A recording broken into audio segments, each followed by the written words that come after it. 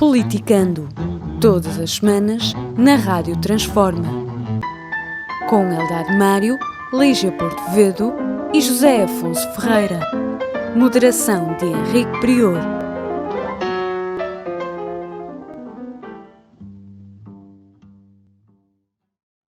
Sejam bem-vindos a mais um Politicando na radiotransforma.net, no YouTube, no Instagram e noutras redes sociais.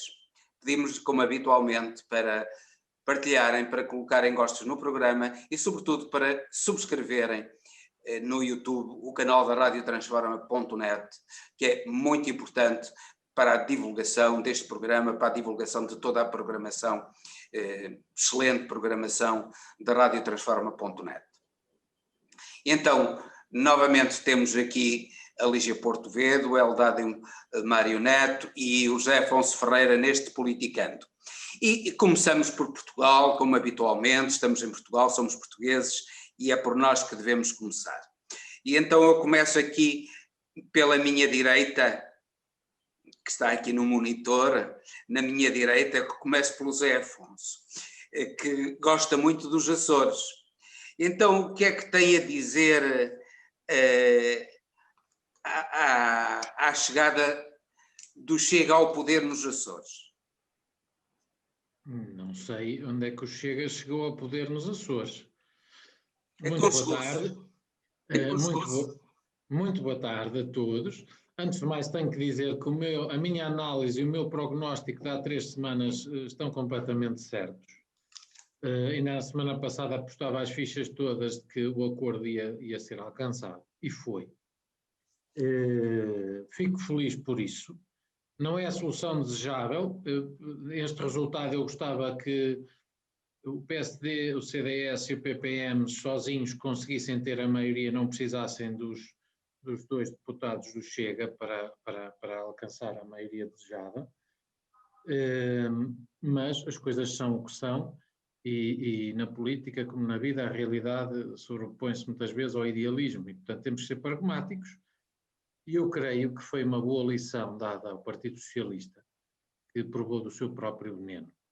Agora, nos Açores, quem sabe, se calhar no futuro, não é o ideal. Eu confesso que não é a solução que eu desejaria e que eu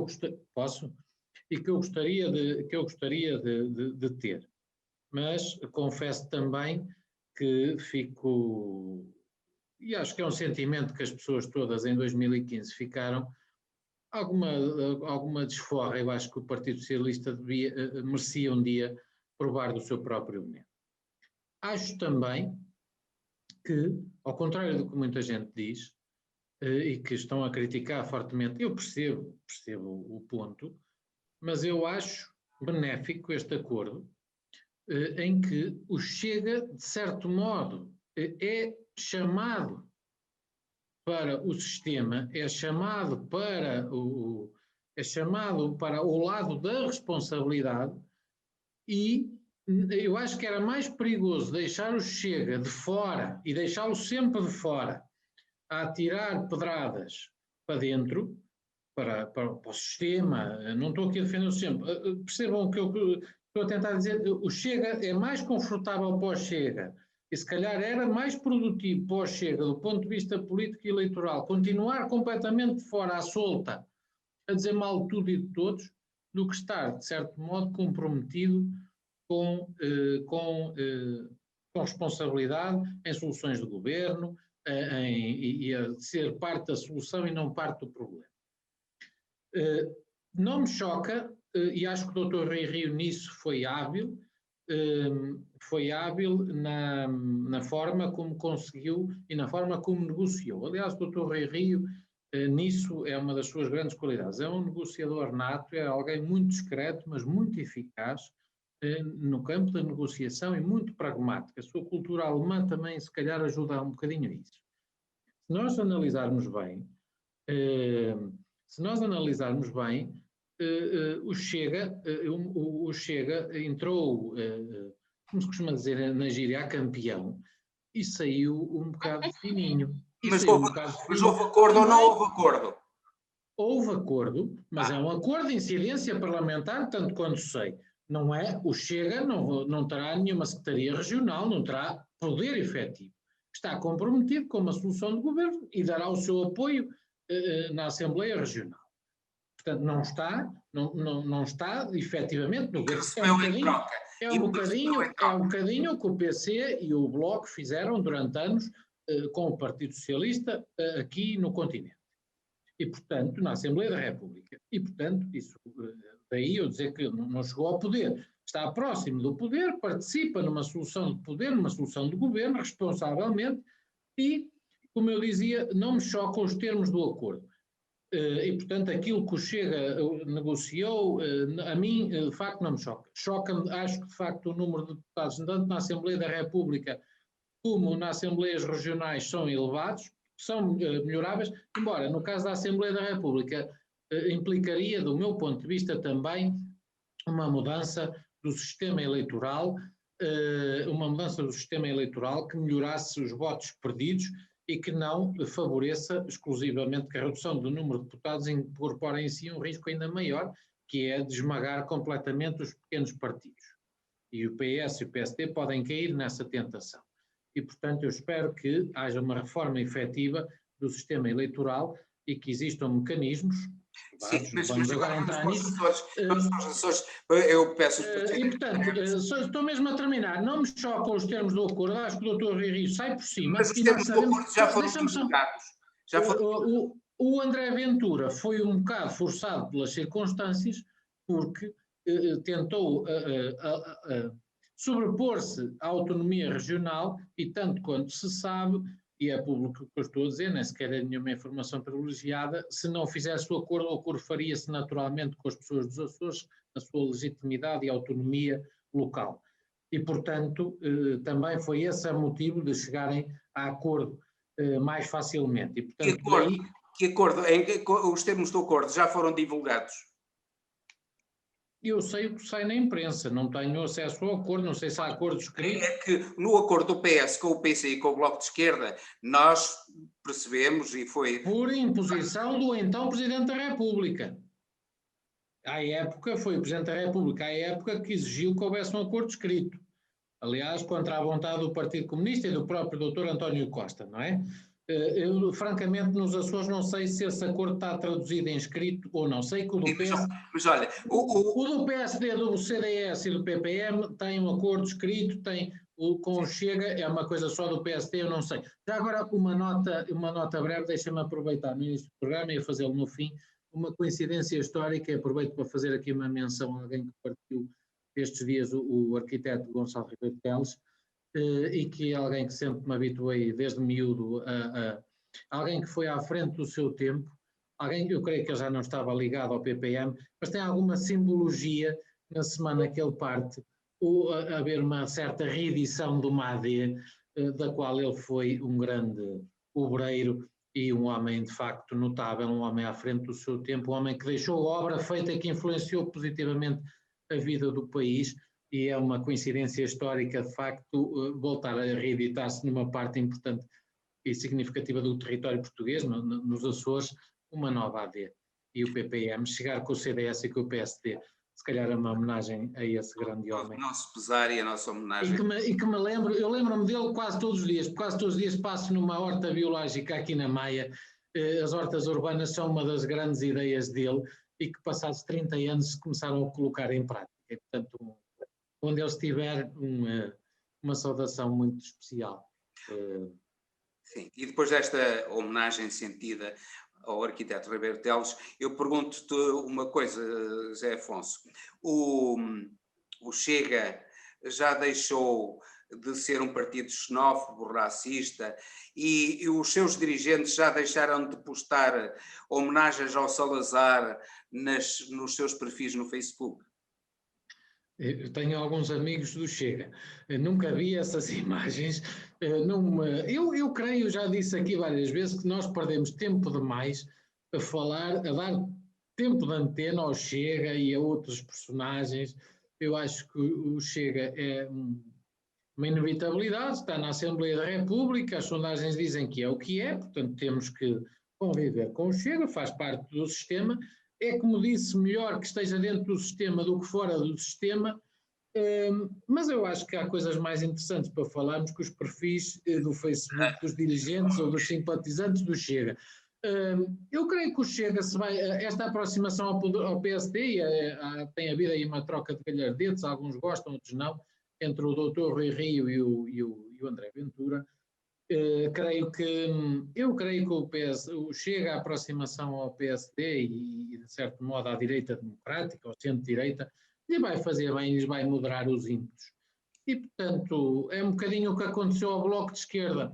Eu achei piada que um dia destes o doutor Jorge Sampaio, em 89, fez, e ganhou a Câmara de Lisboa em 89, creio que até ao professor Marcelo, contra o professor Marcelo, faz uma aliança com a UDP, com o PSR, com um conjunto de partidos de clara, e aí não há dúvidas, extrema esquerda. Está lá o logotipo no slogan, na campanha. Um dia destes um amigo me enviou-me isso.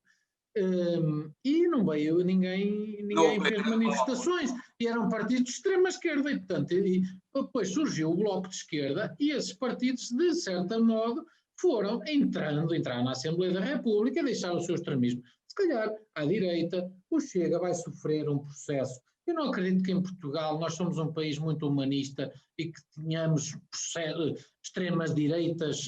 Temos pessoas de direita, um bocadinho mais extrema, mas não creio que nós vamos ter nunca uma extrema-direita como existem noutros países. E, portanto, eu acho que o Chega vai ter um processo de amadurecimento, vai ter um processo de crescimento e vai, mas não acredito que esteja no espírito até das pessoas do Chega. Poderá haver um ou outro mais marginal, no sentido lato do termo, mas que eu acho que as próprias pessoas do Chega também os mandarão chegar para lá. Mário, este acordo faz o Chega entrar na órbita do poder e faz com que ele deixe de ser um partido racista, xenófobo, e em que os seus dirigentes colocam no Facebook e no Instagram elogios ao Salazar? Eu vou ser muito rápido. Olá a todos. Como diz José Afonso, que vai mudar a natureza do Chega. Sim. Bom, eu, em primeiro lugar, diria que este acordo político entre o PSD, o CDS, o PPN e o Chega é um acordo político que envergonha o país. Não envergonha só o PSD nem o CDS, porque tanto o PSD como o CDS, sendo partidos de direita, e sobretudo depois da radicalização que o governo e a liderança do Dr. Passos Coelho fizeram ao PSD, ainda se mantinha e mantém, de certa forma, dentro da linha democrática, da direita democrática. O acordo com o Chega não é um acordo com um partido da direita democrática. É um partido, como todos nós sabemos, xenófobo, racista, que acolhe nas suas fileiras gente da mais insuportável extrema-direita e que perfilha ideais absolutamente incompatíveis com a democracia, com a Constituição, com uma série de valores que deveríamos todos preservar. Todos. Eu recordo que em 2017 é o CDS que retirou o apoio ao Dr. Ventura quando foi candidato à Câmara de Louros. Foi o CDS que não se revia nesta paisagem, digamos, xenófoba. E muito bem. E muito bem. O que acontece é que, como dizia a canção, os tempos mudam. Mudam-se os tempos, mudam-se as vontades. E este abismo pelo poder que o CDS e o PSD, em que o PSD e o CDS caíram, assenta numa série de mentiras. Eu vou enumerar 2 ou 3, porque o resto já é do conhecimento público. A primeira mentira é dizerem que o acordo que tem apenas incidência regional. Isso não é verdade, porque, por exemplo, no que concerne à redução do número de deputados no Parlamento Regional, isso, obviamente, vai ter que ser decidido pelo Parlamento Nacional em sede de revisão constitucional. Portanto, não é verdade, é uma falsidade que este acordo tenha incidência apenas regional. Segundo lugar, o Dr. Rui Rio já disse que estaria disposto a fazer um acordo com o Chega, desde que o Chega se moderasse. Ele até disse que nos Açores moderou. E que se moderasse no continente, que eventualmente patrocinaria um acordo numas próximas eleições legislativas. O que é certo é que, no continente, o Dr. Ventura respondeu, e muito bem, ao Dr. Rui Rio, que se o PSD se radicalizasse, poderiam conversar sobre um convênio em termos nacionais, ou seja, na Assembleia da República, que representa todos os portugueses. Isto foi o que eu ouvi. E, portanto, é uma rematada mentira e é uma vergonha nacional, não é só para o PSD nem para o CDS, é uma vergonha nacional nós estarmos a assistir a isto que estamos a assistir. Até parece que o Dr. Ventura não é o líder de um partido racista, xenófobo, misógino, que é absolutamente incompatível com os princípios constitucionais. Diria mais o seguinte, para terminar este assunto. A Direção Nacional do Chega decidiu hoje avançar judicialmente contra o Primeiro-Ministro, num processo em que acusa o Primeiro-Ministro de os ter apelidado de extrema-direita, xenófoba e racista. Difamou. Uma difamação. Uma difamação. E vai colocar na Assembleia da República uma moção em que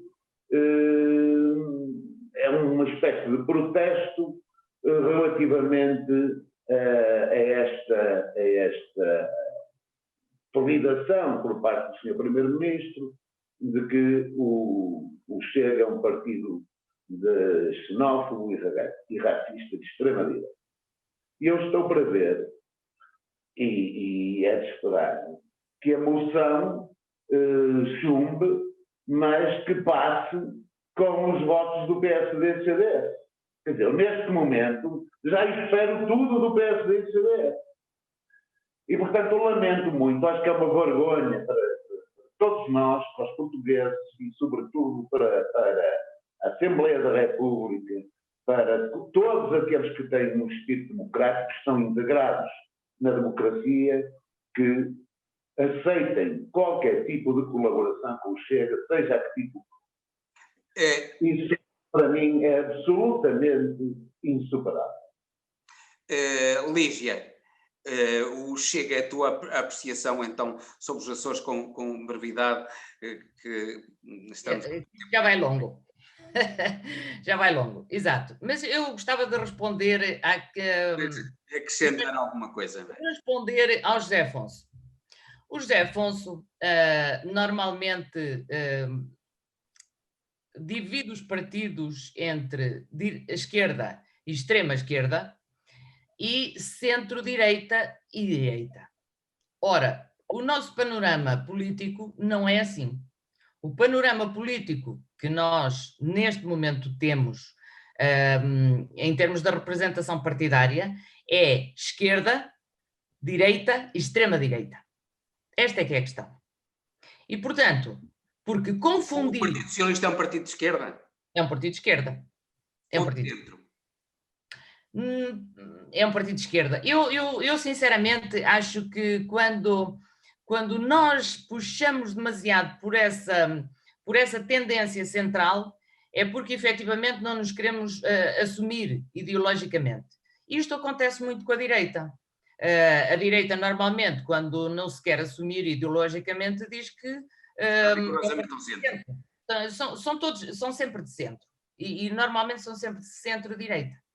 Ora, quando eu ouço algum partido dizer que é de centro, é porque de certeza é da direita. Na verdade, isto normalmente vale para todos os casos. Mas então, o que eu queria dizer é que confundir o panorama político que temos em termos ideológicos com e cujos partidos, e onde temos alguns partidos que estão na franja mais à esquerda ou mais à direita, não quer dizer que eles sejam de extrema ideologia. Um partido ideologicamente de extremo é um partido antidemocrático. É um partido como o Chega, que efetivamente é um partido que exclui algum tipo de população, algum tipo de povo, da participação democrática. Partidos de extrema esquerda nós não temos. Temos partidos mais à esquerda e partidos menos à esquerda. Mas de extrema esquerda não temos.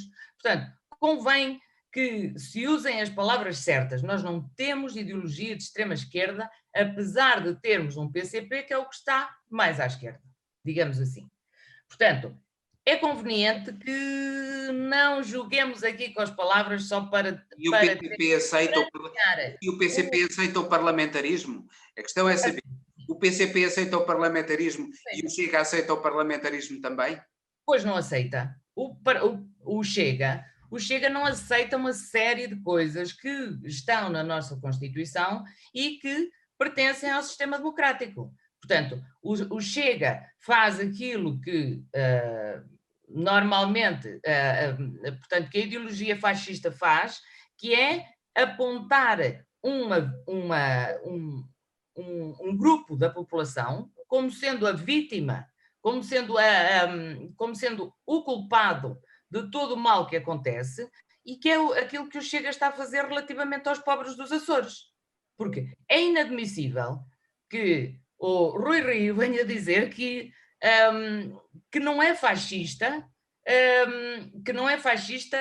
querer diminuir nos Açores a subsídio à dependência.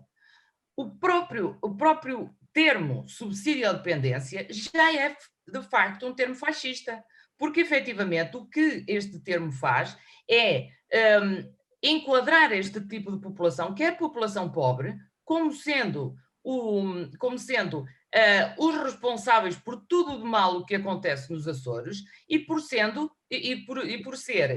portanto, um tipo de população que é preciso perseguir. Ora, isto, de facto, não há nada mais fascista do que isto. É mesmo assim. Portanto, quando o Rui Rio diz que isto não é fascista e que reduzir o número de deputados nos Açores é um assunto lá deles, que não é de cá, é um assunto lá deles. Não é deles. Não é deles. Não é deles. Reduzir o número de deputados nos Açores ou reduzi-lo no Parlamento Nacional significa retirar expressão aos pequenos partidos, naturalmente. E, portanto, não é um assunto lá deles, é um assunto de nós todos. Portanto, eu acho que... Talvez o CDS venha a provar desse veneno. Talvez. Talvez. Ora bem, Mas como o Chega não está muito preocupado com o CDS, pelo contrário, se pudesse engolir, e provavelmente até poderá, não é? Pelo menos engolir alguns, outros do PSD também são engolíveis, não é? Portanto, nota-se, aqueles que estão de acordo com este tipo de acordo com o Chega, entre PSD e Chega, naturalmente estão demasiado à direita e provavelmente pertencem ao mesmo ventre que já gerou o Chega dentro do PSD. Mudamos de tema então. o tema da semana foram as eleições nos Estados Unidos.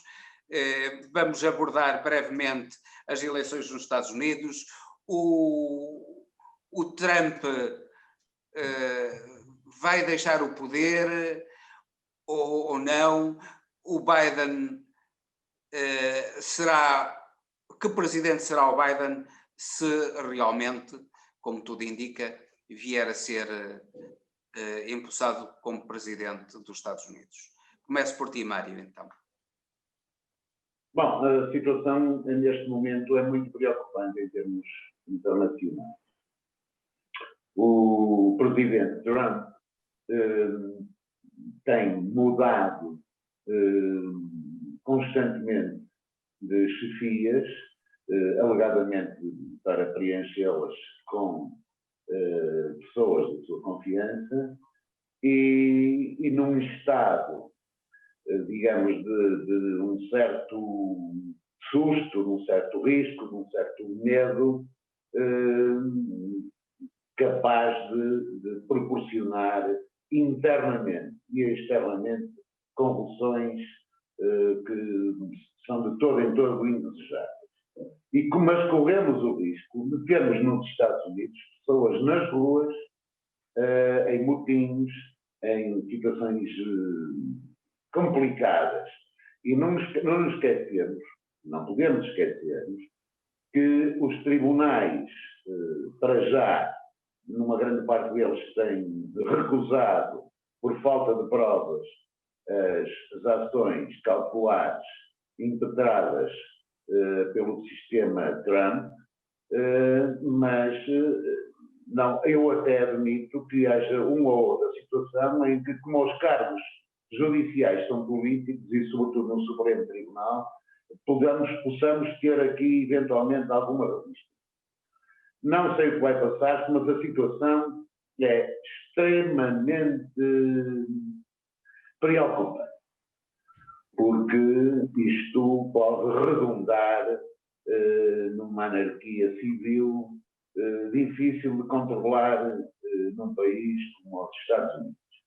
Vamos aguardar, mas eu creio que pode vir a ser até o próprio Partido Republicano a tentar pôr na ordem o Donald Trump e a exigir-lhe a entrega pacífica do poder. Vamos ver, mas estou muito preocupado.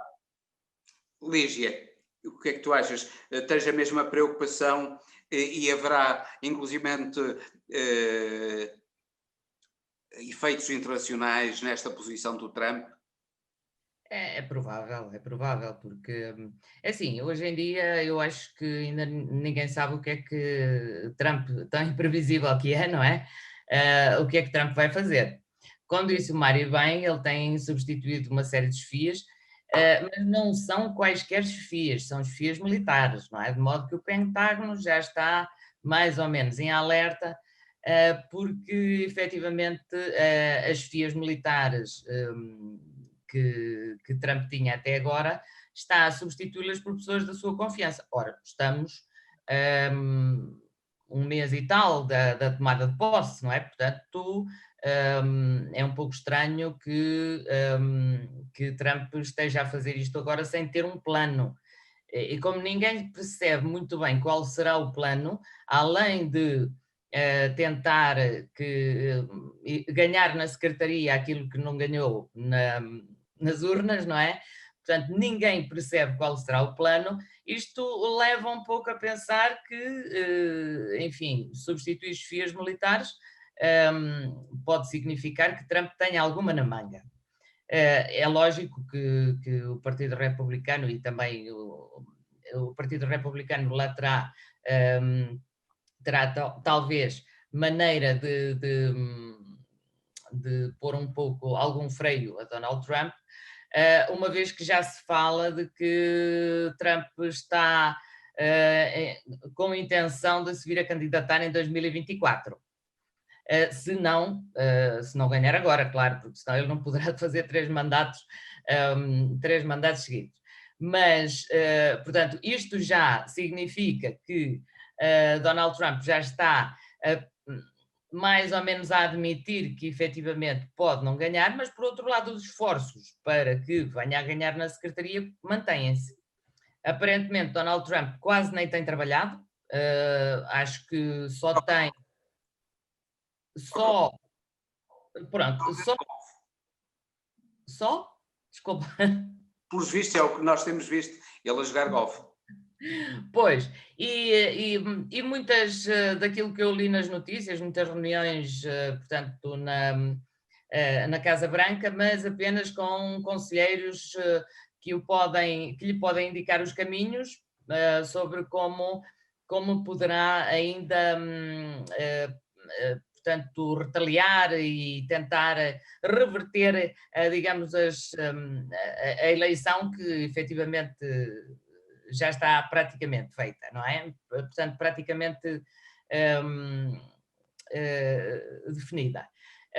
A Geórgia ainda vai ter uma recontagem de votos que será manual e, portanto, espera-se que até ao dia, mais ou menos até ao dia 20, que é um bocado o que a Geórgia imagina ser necessário para fazer a recontagem dos votos manual, até ao dia 20. De qualquer modo, isto não resolve o problema à Geórgia, não resolve problema nenhum a Donald Trump, não é? Porque neste momento o Joe Biden tem, com estas projeções todas e com a Geórgia, tem 279 lugares. Portanto, não há de resolver nenhum problema por aí além. De qualquer modo, ele não cede e, portanto, esta recontagem, se for até o dia 20, que é exatamente na altura, na data em que os grandes eleitores têm que votar, não sei muito bem qual é que será a resposta do sistema norte-americano para, se não conseguirem fazer nessa data, portanto, a eleição do presidente, que é indireta, não é? Portanto, a partir dos grandes eleitores. Portanto, Donald Trump está com esta, portanto, está neste caminho que tem que ganhar e aparentemente não lhe sai isto da cabeça e, portanto, é uma pessoa obstinada completamente. José Afonso, o comportamento de Donald Trump é o comportamento típico de dirigentes políticos do terceiro mundo? Eu acho que este processo eleitoral dos Estados Unidos é ele em si típico do terceiro mundo ou do quarto, nem sei. Portanto, a primeira coisa que eu espero é que os Estados Unidos, após isto, encontrem um consenso nacional para não darem nunca mais um péssimo sinal ao mundo de uma nação liderante do mundo proporcionar ao mundo um espetáculo tão deprimente e tão degradante quanto este. E não é admissível, por muitos milhões de eleitores que tenham e muita dispersão geográfica, que um sistema eleitoral demore, com um país mais avançado, se calhar tecnologicamente, do mundo, onde estão as melhores universidades do mundo, algumas delas, onde estão algumas das empresas de tecnologia de ponta mais avançadas do mundo, tenham um sistema eleitoral que demora semanas a escolher-se o presidente. Não é concebível. Portanto, a primeira coisa que eu espero é que os Estados Unidos fazem isso. Há dois aspectos que eu gostava de trazer aqui. Sobre Donald Trump, acho que não vale a pena falar muito, é um personagem por si. Agora eu gostaria que me falasses de uma coisa. O facto de quer a Rússia, quer a China ainda não terem reconhecido que Biden ganhou as eleições e terem cumprimentado Biden como eles terão informação que nós não temos. São Estados e presidentes altamente eficazes e profissionais e com espionagem, contra-espionagem, com serviços secretos eficientíssimos, com uma diplomacia eficientíssima. E se calhar essa é uma pergunta interessantíssima. Se calhar, ao contrário do que os meus amigos que me antecederam disseram, eles provavelmente terão algum motivo para ainda não o terem feito e seguramente não é por simpatia ao Donald Trump, que nos negócios não será por considerarem que o Donald Trump satisfaz muito mais os interesses da China e da Rússia do que o Biden? Não acredito que o motivo seja esse. Não acredito, não é. Há de haver algum motivo superior a esse. Não acreditem que eles eles são muito, se calhar, ainda terão dúvidas sobre as contagens, recontagens, não sei. Há de haver algum motivo que não é esse tão simplista como aquele que estão a dizer. Mas eu queria falar... Já agora... Até deixei a Lígia há bocado dizer umas barbaridades que lhe vou responder mais à frente. E não interrompi. Portanto, temos que picar isto um bocadinho. Há duas questões que eu gostava de trazer aqui à análise das eleições americanas. Eu acho que, apesar de tudo, o resultado é o que é e, portanto, não me entusiasma nada esta presidência. Eu acho que vai ser uma vice-presidência, se querem saber. Eu acho que o Biden vai ter pouco papel nesta presidência. Isso assusta-me, termos um presidente pouco... eu acho que o Biden vai ser... E confirmou-se a minha suspeita, a minha análise de que quando eu comecei a ver os financiamentos a tombarem para o Biden, eu acho que isso foi o primeiro sinal de que, de facto, o dinheiro vai atrás do poder e, portanto, o dinheiro já estava a saber para onde ia o poder. E, portanto, isso foi o sinal de que ele ia ganhar. E, portanto, eu conformo com o resultado e, portanto, eu acho que não vai haver grandes alterações. Mas há aqui no resultado um aspecto importante e interessante de analisar, que é o aparente supremacia do Senado. Primeiro, o resultado mostra que, apesar de tudo, o Donald Trump tem um resultado muito bom, sendo a personagem que é muito eficaz eleitoralmente. Ele mete mais de 70 milhões de americanos a votar nele. E, portanto, isso é desde já um facto que devemos dizer o que quiserem, mas é um facto. Depois, há, aparentemente, uma maioria republicana no Senado, o que, a confirmar-se, irá traduzir um certo equilíbrio e irá exigir sempre uma grande negociação dos dois partidos, o que, em situações, por exemplo, porque é que os mercados reagiram tão bem ao resultado do Biden, ao contrário do que estava previsto pelos analistas, que se o Biden ganhasse, os mercados caíam.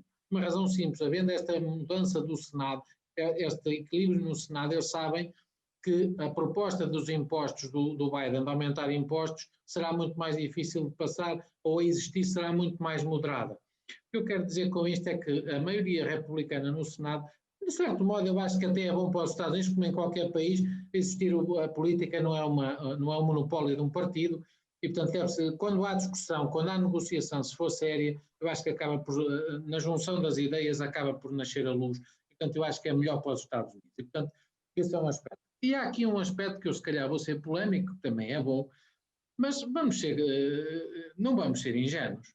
Este anúncio esta semana da pseudo-vacina da Covid, surgir na semana a seguir às eleições, eu acho que há aqui algo maquiavélico neste anúncio.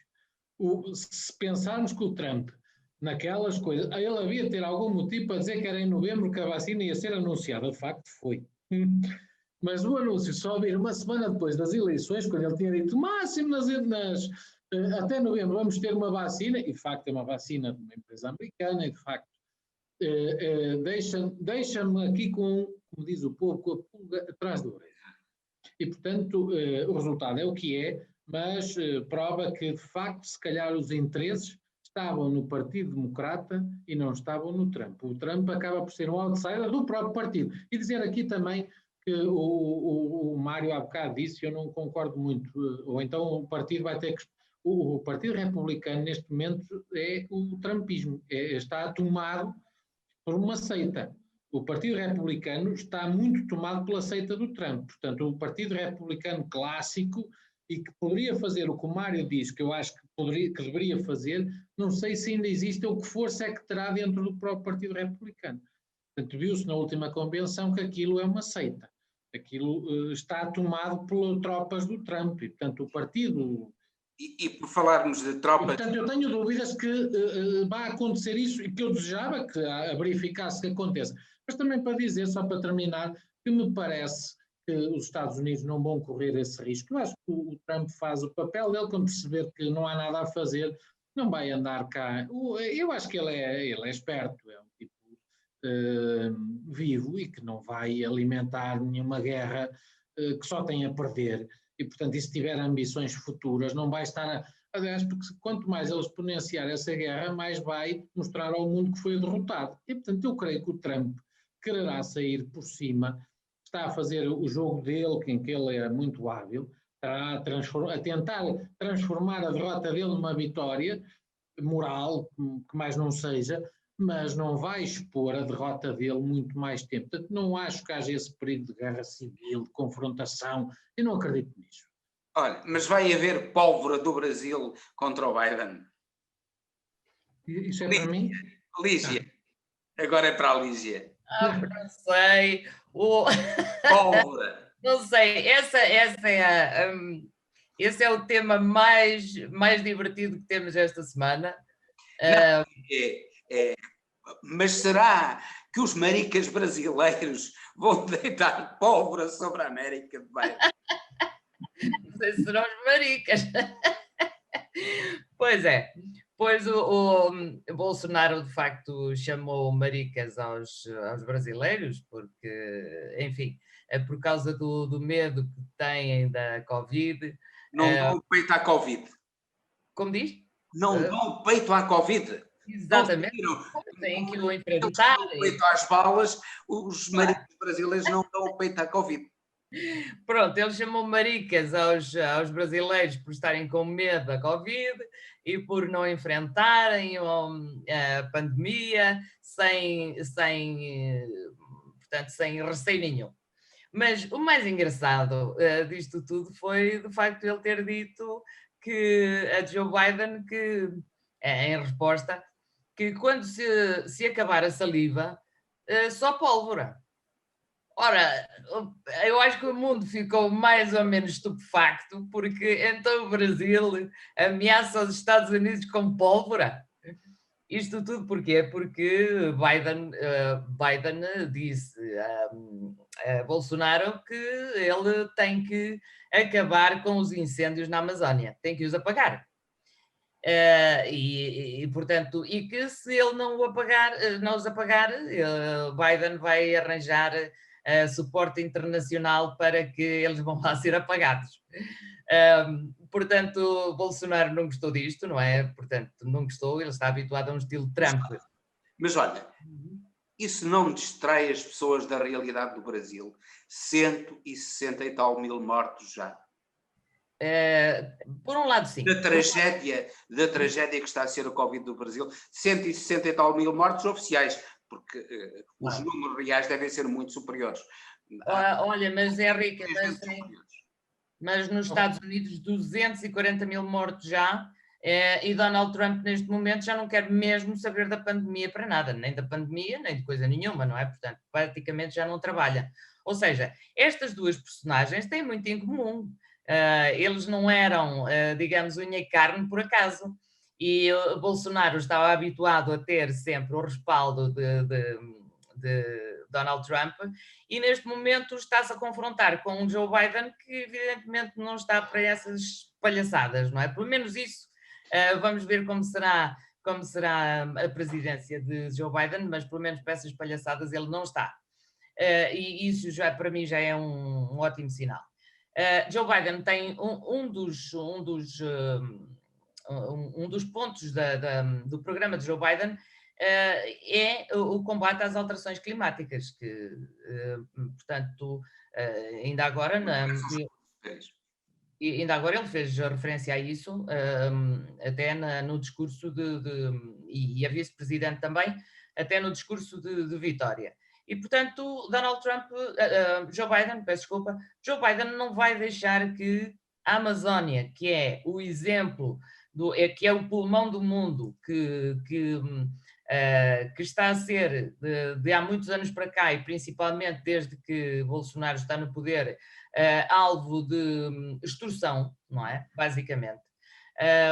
E, portanto, há incêndios na Amazónia que na prática têm desmatado tudo e depois autorizam, digamos assim, entre aspas, autorizam a que se corte e a que se limpe tudo e mais alguma coisa, e portanto Joe Biden disse-lhe muito bem, é assim, a Amazónia não é um património só do Brasil e portanto não é um património dos madeireiros, nem é um património de quem Bolsonaro quiser que assalte a Amazónia. Portanto, o que ele lhe disse tem muita razão.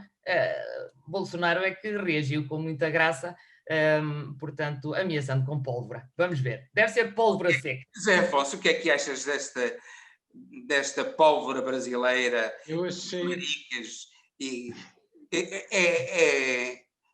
isso é digno de uma nação, de uma grande nação como o Brasil, é que ainda cai mais no ridículo do que o próprio Trump, não é? Bom, eu estive a analisar com cuidado fiquei feliz pela Lígia se rir com o Bolsonaro. Ao menos o sorriso faz o bem.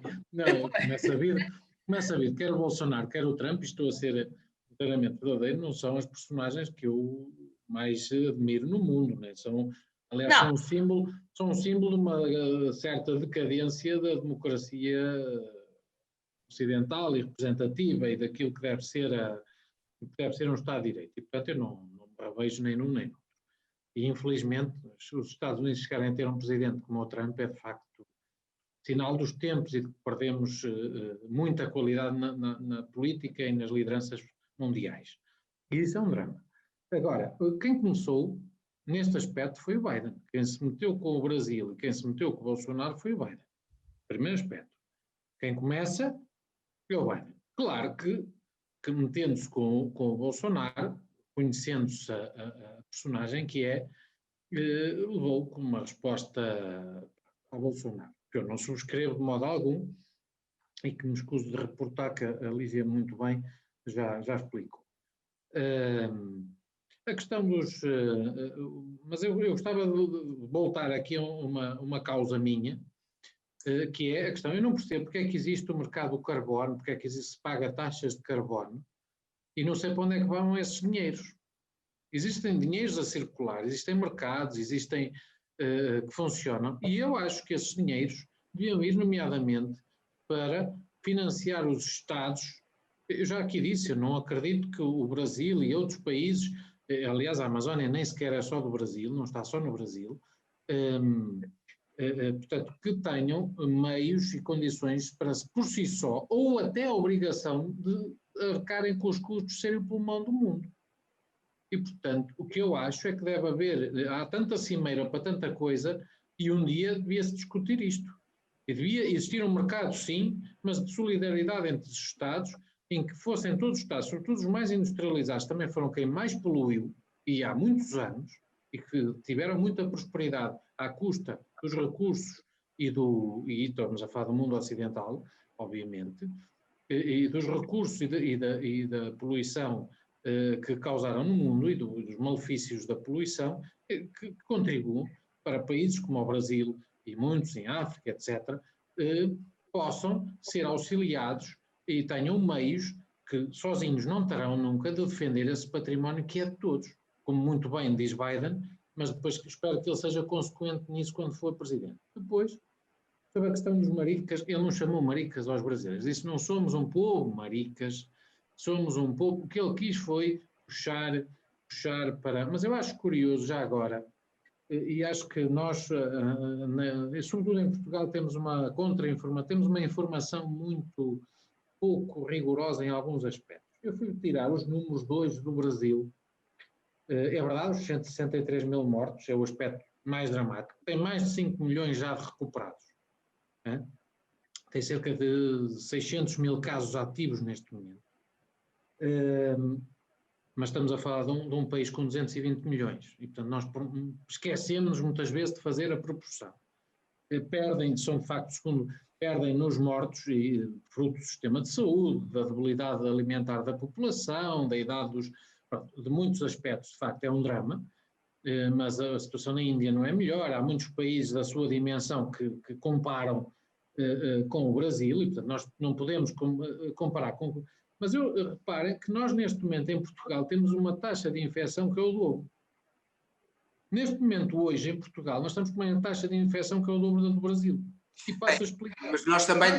Fazendo a proporção. O número de testes não se compara, não é? Nós arranjamos sempre desculpas. Para encontrar o resultado que queremos. Faz-me lembrar, em algumas empresas, quando fazem os projetos pilotos, já se sabe que aquilo vai dar sempre certo. O piloto funciona sempre. E no Estado, quando o Estado faz pilotos da administração pública, aquilo funciona sempre. Nós agora arranjamos os testes. O que é facto é que hoje temos já mais de 3 mil mortes em Portugal, temos cerca de 200 mil infectados dos que testaram, se calhar até temos mais também, podemos fazer essa dúvida. E tivemos hoje cerca de 6 mil infectados e quase 100 mortos. Depois o Brasil teve nas últimas 24 horas 566 mortos, são muitos de facto, mas nós tivemos quase 100. Eles tiveram cerca de 5 vezes mais mortos, mas eles são 22 vezes mais do que nós. Ou seja, a nossa taxa de mortalidade ontem, nas últimas 24 horas, foi 4 vezes superior. E tiveram de facto quase 50 mil infectados, é muito de facto. Mas nós tivemos 6 mil. Bom, números redondos, estaremos a falar aqui de uma diferença que não chega a 10 vezes. Pois, mas eles são 22 vezes mais do que nós. Portanto, aí eu digo que é mais ou menos o dobro a nossa taxa de infecção neste momento. E, portanto, claro que o clima ajuda, neste momento o tempo lá ajuda a diminuir a infecção, há outros aspectos que podem ajudar a explicar eu não estou a defender, e, portanto, o que o Trump, o que o Bolsonaro tentou fazer, com um humor muito duvidoso, foi puxar pelo povo, tentar reanimar a economia, que é o que os países normais tentam fazer. Nós neste momento em Portugal estamos a tentar matar a economia e a população vai a seguir, corre à fome. Neste momento eu duvido muito da estratégia que o nosso governo está a tomar, tanto ao nível da pandemia, ao nível da saúde, como ao nível da economia, sobretudo. Ao nível da economia está a ser um desastre. Mário, a tua visão sobre o Brasil de Bolsonaro e as saídas dele? Eu estou aqui a imaginar que a situação pandémica em Portugal continuar como está. Estou a imaginar a ver um dia destes, com muita pena minha, o Afonso abalar pelas malas para o Brasil, em país onde se sentirá muito mais seguro que aqui em Portugal. Mas vamos à situação na Amazónia. A situação na Amazónia é uma situação absolutamente dramática e é uma situação, para já, a Amazónia não é brasileira. Não é só brasileira. Depois, a questão não é uma questão de desmatamento puro e simples, é uma questão política, de proteção às indústrias dos madeireiros, da atividade agropecuária, da especulação fundiária. Tudo isso foi alimentado pelo presidente brasileiro e com, ainda por cima, assassinatos de líderes locais indígenas e semeando uma... Isso tem dezenas de anos, Mário. Desculpa, eu estou a falar, tá? E semeando uma política de terror na região que é muito, muito, muito preocupante. Depois, coitado, o homem é um fanfarrão. É um fanfarronete, porque, quer dizer, imaginar que o Brasil se fosse meter militarmente com os Estados Unidos, isso é a mesma coisa que eu ir combater com o Mike Tyson. Quer dizer, tem um dó, não é? Mas a fanfarronice corresponde de alguma maneira àquela, não sei se recordam, os mais antigos recordam, àquela visão fanfarrona do Salazar espertalhão, do Salazar fino, do Salazar mais inteligente que todos os outros. No fundo, a questão é exatamente igual.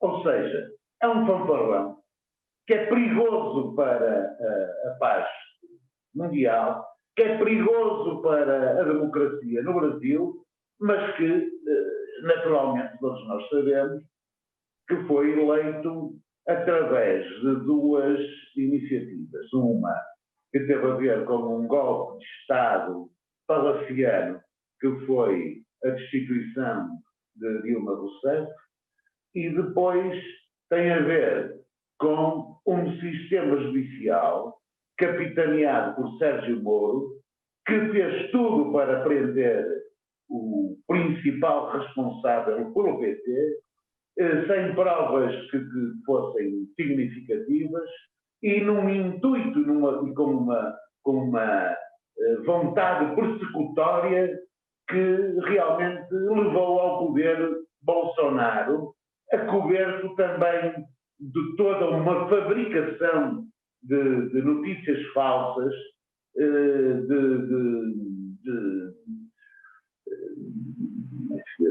nós soubemos o que aconteceu com o Facebook, com os Twitters, com as redes sociais, foram completamente postas ao serviço deste regime brasileiro e que realmente permitiram haver uma margem também, mais ou menos igual, de 5 ou 6 milhões de votos a favor de Bolsonaro em detrimento de Haddad.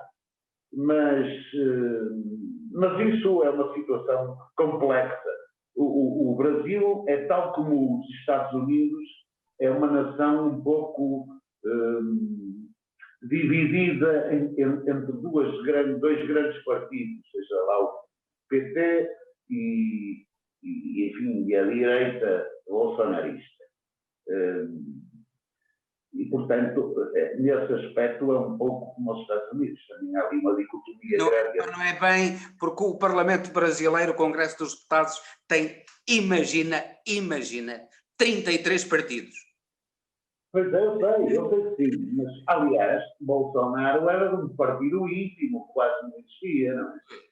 E, portanto, até aí, ele é um homem arrogante, inculto, é um paparrão, pronto, não deve saber escrever uma carta, não diz uma palavra numa língua estrangeira, talvez diga no ou yes. Ele é mais propenso a dizer yes. Bem, estamos no final, já ultrapassamos o nosso tempo. Eu tive muito gosto em estar convosco neste programa extremamente emotivo e agora com um final alegre, divertido, à custa do Brasil, à custa dos nossos irmãos brasileiros. E salvo de respeito pelos nossos irmãos brasileiros, mas que têm um presidente que nos diverte frequentemente, consegue divertir-nos. E despeço-me com amizade, até ao próximo Politicando, na radiotransforma.net, no YouTube, no Instagram, noutras redes sociais, pedindo-lhes, como sempre, para partilharem, para colocarem gostos no programa e, sobretudo, para subscreverem no YouTube o canal da radiotransforma.net.